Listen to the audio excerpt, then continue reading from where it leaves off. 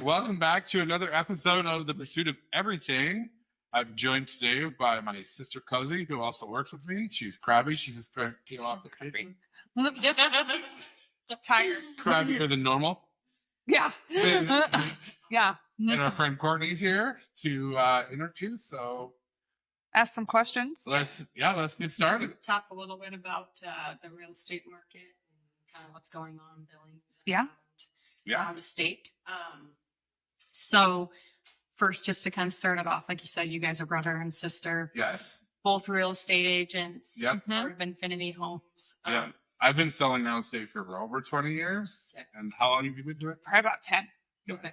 Cool. Mm-hmm. So what would you say today is kind of the biggest misconception that buyers or sellers have in the current market that we're in right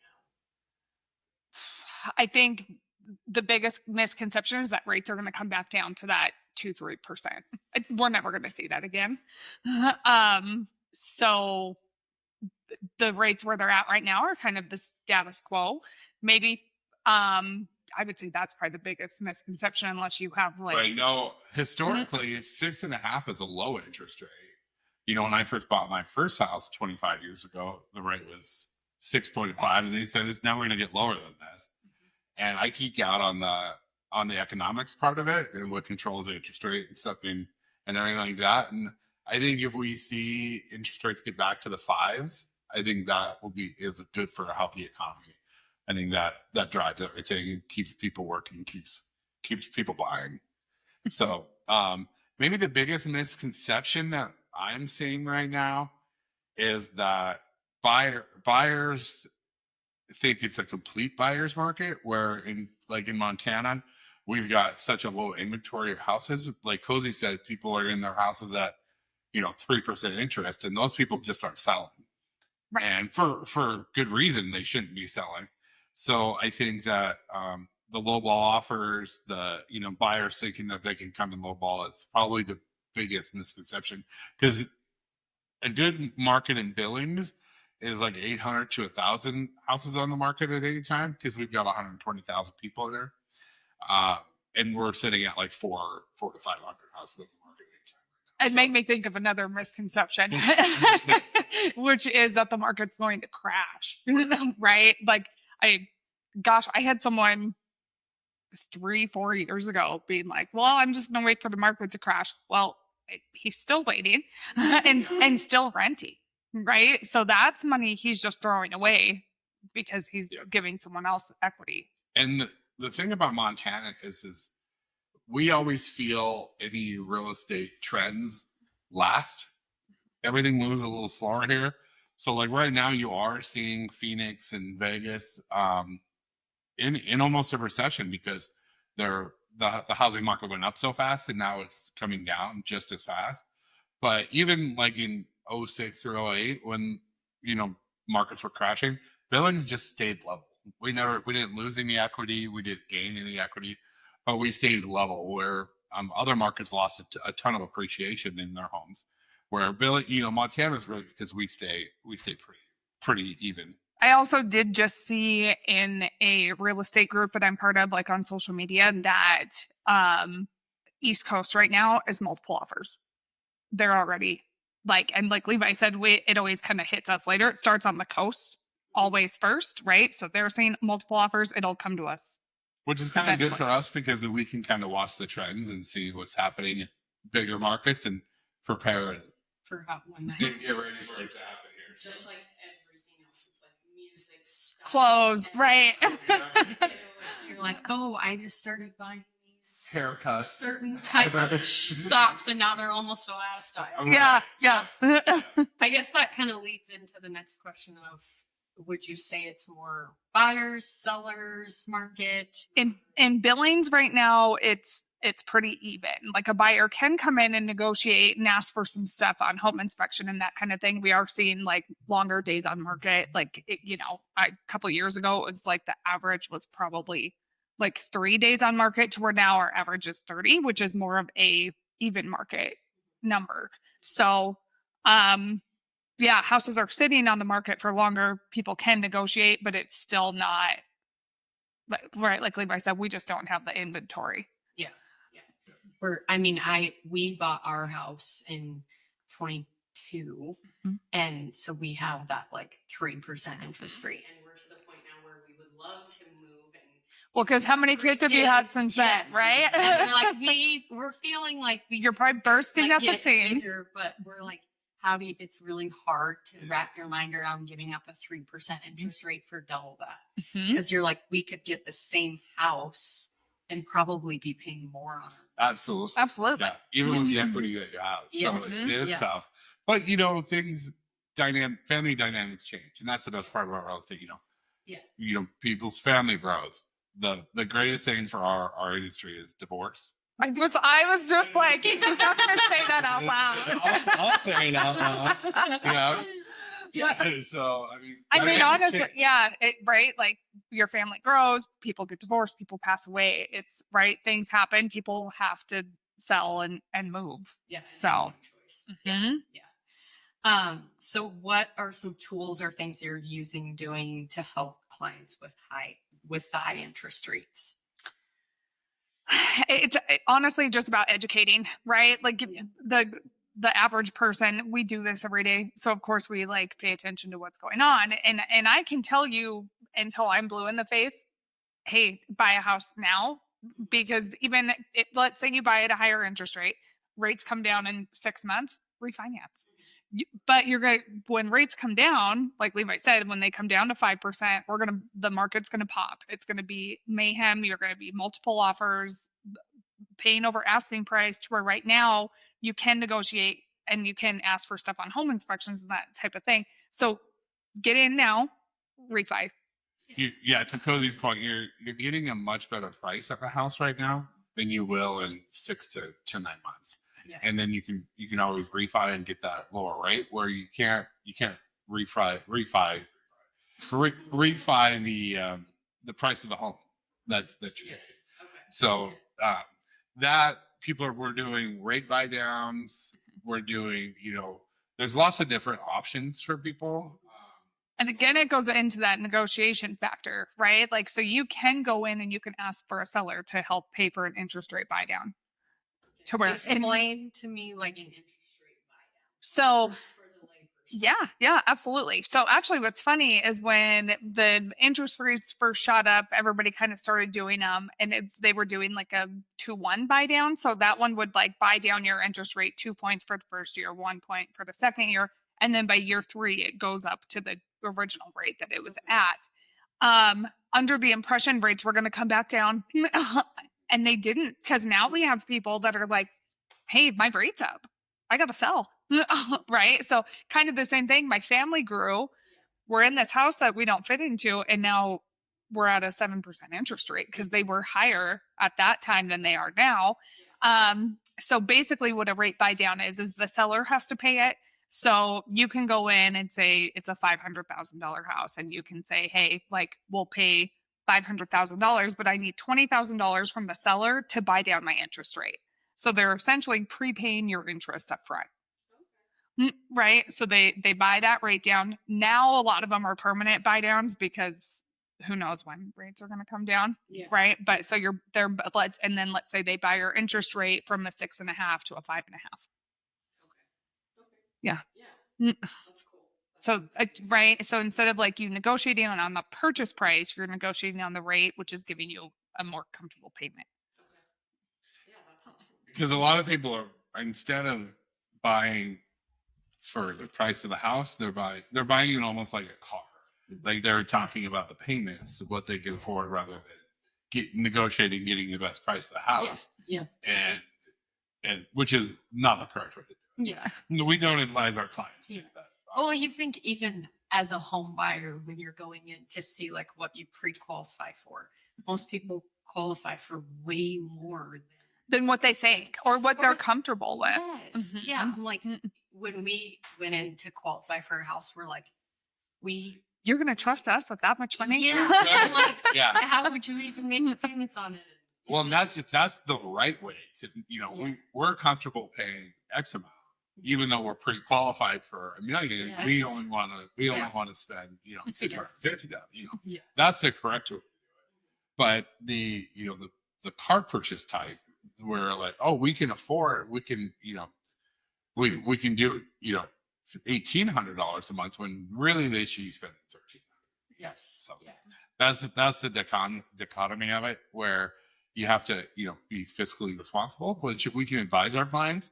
It doesn't always look like that. Yeah. Which is good for the real estate agent too, because then they get over their head and then have to sell it. Yeah. Yeah. Yeah. Gotcha. So when you guys are hosting open houses right now, is that something that's like a hit, or is it kind of like you host an open house and you get 1, 2 people showing up? They're open houses. There's no rhyme or reason. We've tried to figure it out. Right, like Like we talked about in Mac's interview, I'm a baseball dork, so Yeah. like I try to get analytics on everything. Yeah. When I first started, I tracked months, days, weather. The only thing that will keep people away is wind. Yeah. Wind. If it's a windy day, nobody Nobody shows shows up. no, Nobody shows no up. rain. Rain stuff. Yeah. Rain is tough. The best day ever is the Sunday after Thanksgiving. Okay. People are sick of their families. Yeah, they're like looking for an excuse to get out. Yeah. Yeah, they want to get out of the Sunday house. after Thanksgiving and Father's Day. Father's Day. Mother's Day sucks. Moms want to have their day. Moms don't give a shit about it. No, Father's Day. It's always like the dad's like walking in behind the family. Right. They want to be at home watching golf. Yeah. That's so funny. Yeah. It's funny, the correlation, because as an ER nurse, like textbook too, if you want a slow day, if it's windy or raining, like it's going to be slower in the ER than That's fine. Or right, maybe it's you're just across the board. for snowfall. I'm assuming you guys are always busy. People having heart attacks. Probably. yeah, sure. Yep, Yeah. Yeah. Snow doesn't keep people away. That's for sure. 4th of July. I would imagine the ER is pretty popping. Memorial Day and Labor Day. Awesome. But the best way to get clients as a real estate agent, in my opinion, and I've been doing it for 20 years, is open houses. We've had great success. I just sold a house off an open house, and I've been telling Cozi, like, I just turned 49 in the spring. I don't want to be 50 doing open houses. Yeah. But then I go and I do an open house and absolutely slay it. Yeah. And you have to be super personable without being pushy. Yeah. Without being car salesy. You have to, I always teach agents, like, we're there to make friends. Mhm. People do business with their friends, so you got to Yeah. be super super likable, which Cozi struggles with. We like to have competitions who can pick up the most clients at open houses. For some reason, I will say, remember that a few weeks ago, you did one that was like hammered busy and mine was crickets. So it's like, you just don't know. There is no rhyme or reason, but it's a numbers game. You just have to keep doing them. And if you make one friend, So, but Levi's looking at it from a real estate standpoint. If you're looking at it from like you're selling your home standpoint, to be honest, realtors do open houses to pick up new buyers. Yeah. You rarely sell a house at an open house. I think I have like once. You just did, I but just like, did it, yeah. it- Which I said and I literally said, like, that week, like, we never sell like the house at an open house. no, and then it's hard because it's like, setting up the signs sucks. It's the worst part. the It's the absolute worst part. time, like we always are like, it's right in the middle of the day on a Sunday, right? Like, why isn't it at like 9 a.m. Yeah. Yeah. and you just get it over with for the day? 'Cause Then you you can't can find it. no, Yes. you can't do anything with your fun day. Yeah. And it is always on weekends too. Yeah, Yeah. but We've tried like Wednesday evening open houses. We've tried Saturday open Yeah. houses. It just never works. a Sunday. Especially But- in summer, Well, and summer's hard too because then it's like people People are are out, out. right? If it's too nice out, Which is what I think happened to me this Sunday. It was just so nice and like um, 85 degrees and Yeah. crickets. Yeah. yeah. So do you guys do open houses on all, like, say you're building a spec home? Will you do an open house if it's not like a pre-sold? We do. Yeah, that's where I was at this weekend. Okay. When I first started, I would do open houses if I didn't have any inventory. I would do a house that was just for me. I would just sit in there and walk people through it. There's just no better way to meet clients. There's Yeah. to Yeah. meet new people. There's obviously different ways to get clients when you're first starting out, but open houses is by far the best way. Yeah, when I first started, I would do Saturday and Sunday, and I do 2 a day. So I would do like an 11:30 to 1 and then a 1:30 to 3 at a different house. Because then just random people show up Mhm. and have never worked with a realtor Yep. before. And Yep. you're their realtor. hmm Yeah. Yeah. Yeah. That's awesome. In Billings, I think I might already kind of know the answer to this, but what neighborhoods or types of homes are still hot and what's cooling off? So what areas of Billings So it's super interesting actually, because you wouldn't, at least I thought it was weird. So anything really right now under like that 350 mark is like going fast, and it's right, first time home buyers, people like downsizing, whatever, those are going fast. And then anything over $1 million is going fast. Anything between 350 and $1 million is kind of city, because our average. Don't sell my house. Absolutely, we should talk about it. Yeah, and they're it's taking a month. You know, that 30-day, or if we're averaging, it's taking 60 days, because then the other ones are selling it too. So you're averaging at that 30-day mark. And the reason being that lower price range is a bigger pool of buyers. There's more people that can afford that 350 than can afford the 600. Especially with the interest rates, Yeah. right? So That if has to affect the it. interest rates come down to 5%, that pool that's at 350 is going to jump up to 500, because they're They going to can have that afford much more buying power. Yeah. Yes. And the people that are over $1 million, a lot of times are cash, or They don't they, care. they understand that the interest rate's going to come down. So they're, Yeah. they're smarter with their money, so they Yeah. understand. They're not worried Yeah. about payment as much. So, but the areas, Billings West End's always the hot area. Heights is always busy. But but down by the hospital in the tree streets, that's always very hot. Yeah, that like historic, those fly off. Those Yeah. tree street So- runs. Like you list a house over there, and it's gone. Yeah, I think that's a specific like clientele too, that like they don't have the desire to ever live in a new home. They Uh-huh. want to find something old, redo it. Yeah. So Well, this and a kind lot of them are redone already, Yeah. so Yeah. that you Yeah. get that like Yeah. historic. Yeah. Yeah. yeah, and you're close to everything. You're close to the hospitals. I mean, Yeah. people like that. Heights has a lot more new construction than West End, just because there's lots of A lot of available inventory. there. Yeah. Yeah. Yeah, my wife wanted us to buy something down like the tree streets, but like I don't fit through the doorways. I don't fit in the bathrooms and those things. Like my shoulders straight the sides. I just don't want to. More than you know, guy. Like you get a Right. deal on your. I'm just a big donut. The shower is a big deal for me. I don't want like my shoulders to touch the sides. It's gross. Yeah. That's fair. That's fair. Do you think sellers are getting more realistic about their pricing, or are people still holding on to our 2021 dreams? Depends on the person. You know? I'll just say no. Yeah. If you, again, it comes down to like educating, right? If I can sit down and show you, like, here are the hard numbers, this is like what's happening. Some people will be like, okay, let's do it. And other people are like, well, my house is a lot nicer than my neighbors. We have a good dynamic in pricing. Cozi goes off of the comps, what have sold, what in the last year, that kind of stuff.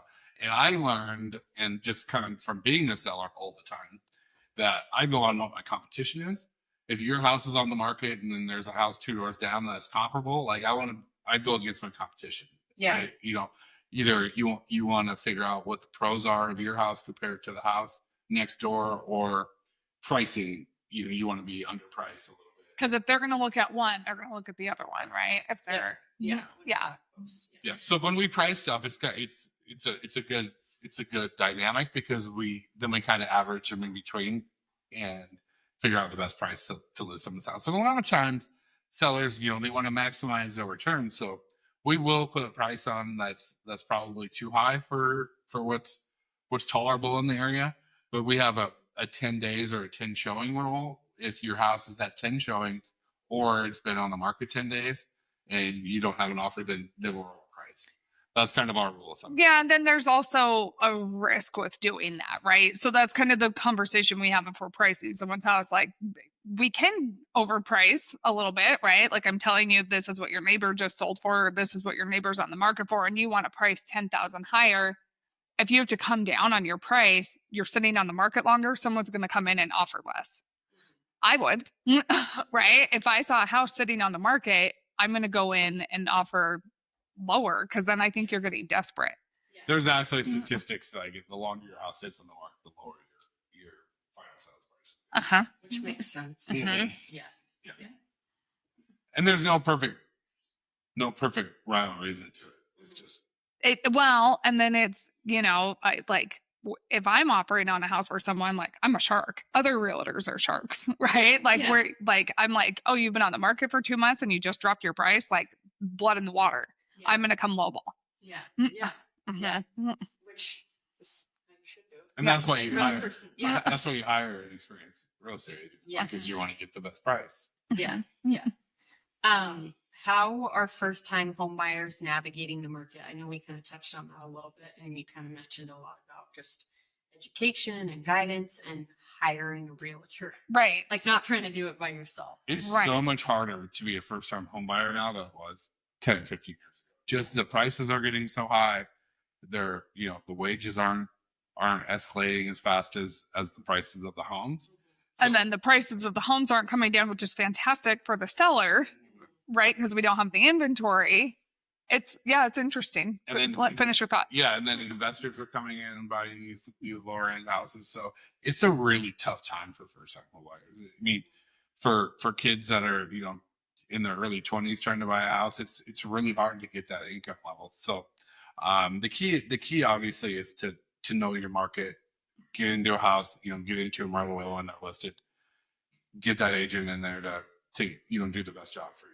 It's a tough time. And it is they're like, right now it feels like a lot of buyers have like a lot of fear, which is totally understandable with like the way the economy is and, like what your payment's going to be at this higher interest rate. Again, it's why you hire like an experienced real estate agent to kind of help you through it because we've been saying it, every deal is a fight to get to close, right? Like you can get it under contract, but then it's like people panic and want to back out. But then you have to, that's again, as a real estate agent, you're kind of like counseling them through that.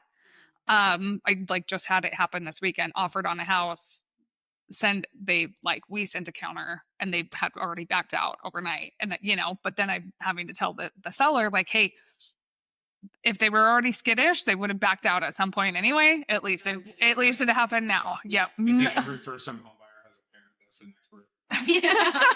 on home repairs and interest rates. Yeah. Yeah. Or when they come in, or right, I paid $80,000 for my first house in 1984. Yeah, crush their dreams. So if someone comes to you wanting to buy, is it something that you'd kind of like urge them to maybe wait a little bit, or now's the time? I know you kind of already spoke to them. Yeah, I think now's the time. You're going to get a better deal, and then you can refinance later. Yeah. Yeah, and the biggest thing is to get pre-qualified with a lender right away. Yeah. So that way, when the market does pick up and you're in that multiple offers, what you can afford, you can offer. A lot of buyers want to, we want to see what's out there first, but you really need to know your numbers, know what you're comfortable paying before you even start looking. And once you're pre-qualified and you get that approved, you does that have a expiration? 90 date? days. Okay. Yep. But then you can always, right, they can look again in 90 days. It's just a refresh. Yep. And a good lender will save you a lot of time. Yes. They really are worth their weight in gold. So I recommend, we always have referrals for good lenders and stuff like that. I say talk to them before you start. Oh, 100%. The other reason being is my example I always give people is like, I used to have to wear glasses. I never wore them. I just had them for like when I didn't have contacts in, right? So, but I went in to pick out glasses and I'm like, oh yeah, those are cute. They were Prada. I don't need Prada glasses. I don't ever wear them. But it's the same thing if you go out and you look at houses and you like, oh my God, I love this house. And then you go and get pre-qualified after and you can't afford it. It's heartbreaking. So find out what you can afford first, because you don't want to be looking. You could be looking at something that's way out of your ballpark, or you could, like you said, you could be looking at stuff that is way more than what you think. Yeah. And so, yeah. Speaking to the same thing, it's kind of like you are out looking to see what's out there. You fall in love with something, Mhm. then you have to backtrace, go Yep. get Then you're pre-qualified, really and then somebody else gets the house. Somebody else that's already Right. ready to go. Yeah. And then you that look at makes what you sense. can afford, and you would have loved it in the beginning, but then you looked at this really nice, this Right. way more expensive house. It's a huge bummer for people. Yes. And, or even let's say you go look at a house, you're not pre-qualified yet, someone else, and it's like you are in a multiple offer, you're stronger if you're pre-qualified, right? Because that other person could be like, we already are pre-qualified. And if you're not, it's like, Especially if the sellers are like, yeah, to sell. yeah. Being like experts in the field and knowing a lot, like you said, you really study and are kind of a dork about that. What do you think will surprise people next in the next 6 months to a year about how real estate in the market's going to kind of change, or what's going to happen? I don't know if it'll be a huge surprise, but I do, from everything I'm seeing, they're saying in the next 6 to 9 months, rates are supposed to come down. 75% chance in September they're going to drop the interest rate. But the problem is the Fed interest rate is different than the mortgage interest rate. The mortgage interest rate is always kind of speculative, so they're going to start pricing, like we just saw rates drop from 6.5 earlier in the week. Now it's 6.35. So they're already kind of pricing that in, but the general public doesn't understand that. So they see in September, oh, the Fed cut the interest rate, but mortgage brokers they go on bonds, so they're already pricing that in. So then the general public thinks that interest rates are dropped when they really haven't. But what I think is going to surprise people is when rates drop into the fives, saying a year, it will be an absolute feeding frenzy. It's going to be, I feel like it's going to be like pandemic level in Montana, just because of our inventory. People are selling those 3% interest rates. And So even like think for yourself. Yeah. Wouldn't But you that feel might much be more an comfortable instant going from 3 yeah. to 5? You're like, It's okay. scared to be like, hey, now we do want to sell. that's Uh-huh. correct. So do you think the inventory will come up along with the? Or No. still wait? I think the It'll go. inventory is going to stay about level where it's at. Yeah. And then- If rates come down, no, right now, and Yeah. then when rates come down, Yeah. I think they'll go down. yeah. So if the rates go down, the inventory will go down because there'll be more people buying. right away. Like Yep. not that sitting on the market for a Yes. couple months. And I think Yes. it'll be aggressive. I think it'll be, not that I want that to happen. I do and I don't. As a seller, I do, because it makes our product worth more.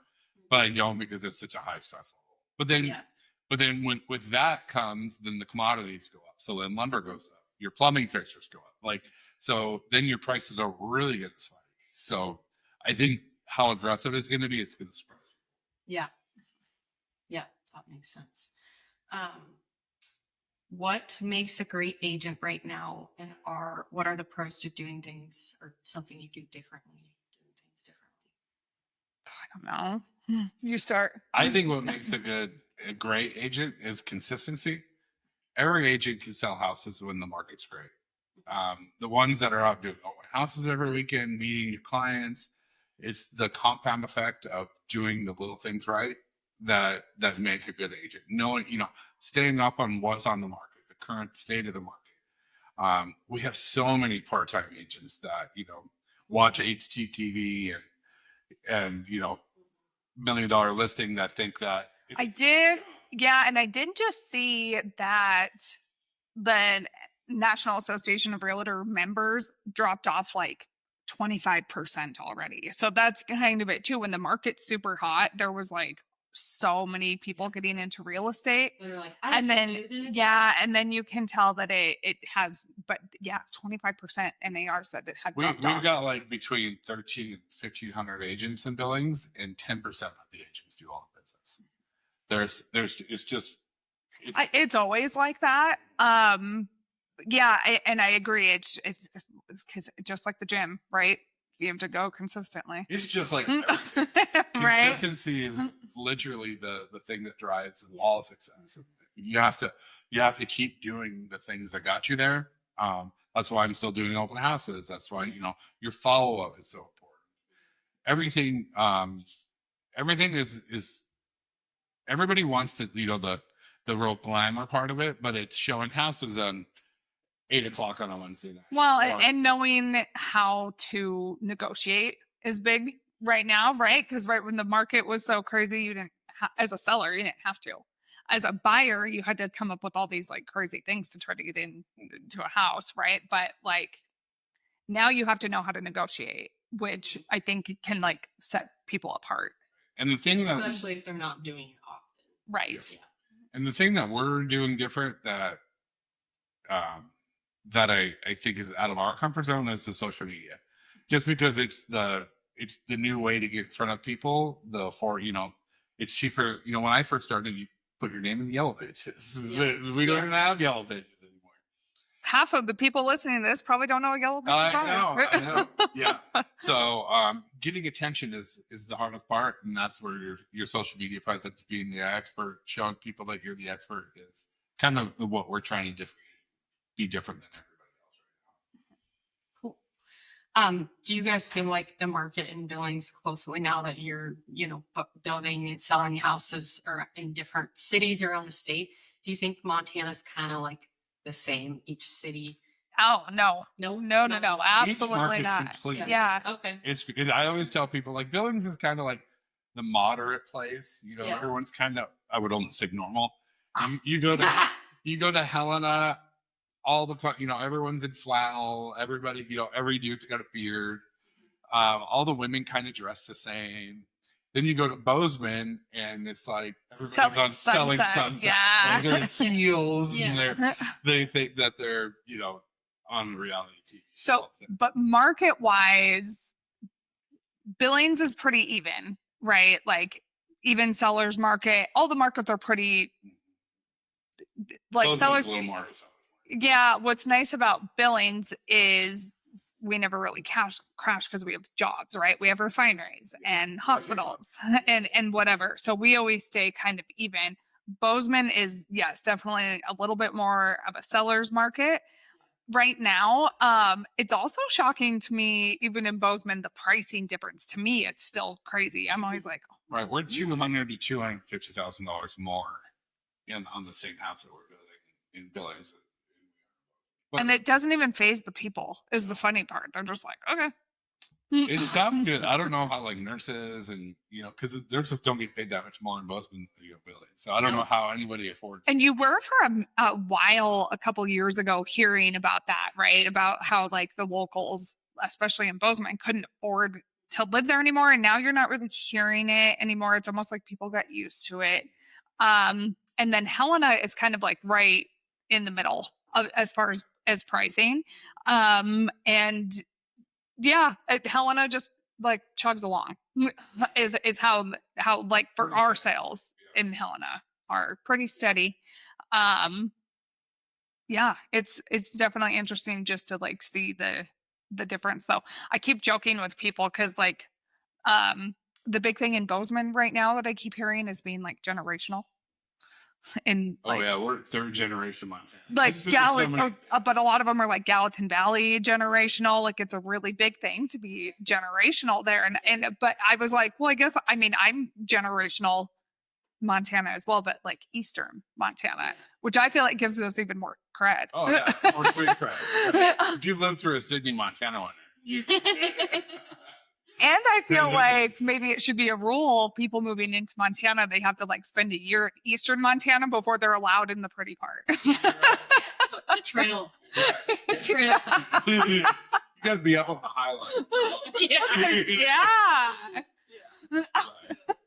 Go up to Opine for a while. Go live up there. And build your credit. Yeah. That counts for 2 generations, not 1. Use that Carhartt for a reason.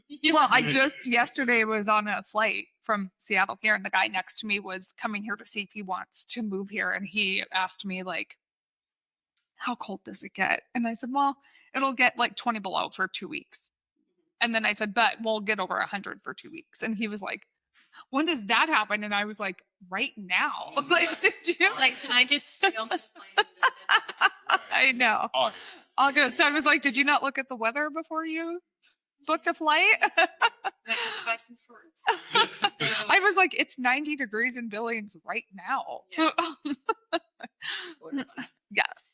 All right. Well, I guess we'll kind of wrap things up and do some our rapid fire fun Okay. questions. So for both of you, would you say coffee or energy drinks to get you through your day? Winter coffee, summer energy drink. Coffee in the morning, energy drink in the afternoon. So I'm a Okay. taco twofer. You are a taco twofer. I like that. Black and bitter coffee, like my Which is funny. well, the bitter part. Anyway, Oh, let's see.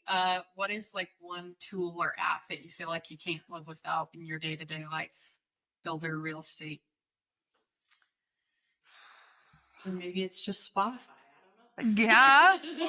A lot of Spotify. I guess I'm like, what app do I use constantly? Yeah, I guess I'm on Instagram probably more than anything. Yeah. Not a ton of apps. No, I do. Do you I'm on. MLS? Yeah, I'm on the Yeah, MLS yeah. app a lot. Yeah. Yeah. My calculator. If you could give your 20-year-old self one sentence of advice, what would it be? Buy rentals, buy real estate. Every year, buy something. Mhm. And I still live by that. I still buy one piece of real estate every year. Yeah. Just as like in the purpose of being a rental or yeah. Because the key to all I know is real estate, right? We've talked about it on here before. Like I didn't graduate high school, I didn't go to college. I don't know anything. I don't have a 401k, I'm a business owner. So that is my only tool to build wealth. Yeah. I mean, I invest in the stock market and all of that kind of stuff. But you can't take the appreciation that you get on the rental that your renter is paying the bill for, the tax benefits, everything like that. I can't find a better way to build wealth. There's just no better way. And I like kind of piggybacking on his answer. Mine would be to myself, like start sooner. Right? Like Yeah. start as soon as you can. Yeah. Yeah. Because the next thing you know, 20 years later, you have $20 million in real estate portfolio that's worth $50 million, and somebody else has paid for it. Yeah. Yeah. That's incredible. Yeah. Obviously, there's pitfalls and downfalls, but managing tenants and all of that kind of stuff. But to me, it's the best way to build wealth, and the tax benefits, because then when you don't have to get too deep into it, but the 1031 tax exchange where you sell a rental, buy a bigger one, and then you're multiplying your assets. Yeah. Yeah. Cool. Become a farmer. Be nice to your weird uncle. Yeah. Maintenance. Yeah. Yeah. Okay, then the last one. I don't know if you guys have ever actually answered it, kind of, but hate to lose or love to win. I love to win. I feel like everybody knows that about me. And I feel like everyone should know that you hate to lose. I hate to lose at everything. Like I won't let my kids win a board game. We have open house competitions. I hate losing those. I hate losing when you can't control it. Like when nobody comes to your open house, like I didn't lose this weekend because she didn't do one. Yeah. So I literally took 2 days off. but Gosh, slacker. I know. I'll bleed out of my ears before this. Is that, and I know you said you keep a tally. That's kind of typical, like male, female. It's mostly female like to win, and most guys hate to lose. Or Yeah. they say they hate to lose. I always kind of wonder because it takes a special messed up human being to hate to lose. Yeah. We've talked about it before because my thing is I expect to win. When you're doing the little things, when you're doing everything right day to day, you expect to win. So it's not as exciting. No, it's not. You just expect it to happen. You're ridiculous. Awesome. I'm gonna say that you expect to win even when you're not doing the little things, right? Oh, 100%. is your problem. We talked Because I about have done the little things before. we talked far. about it in the last podcast. Like I'd show up to wrestling tournaments without even going to practice and expect to win. Yeah. Most of the times I did, but I still expect. And when I lost, I couldn't understand why I lost. Yeah. Right. Yeah. I thought this was good. This was good. Yeah. Cool. Thanks, guys. Thanks for joining in to another one.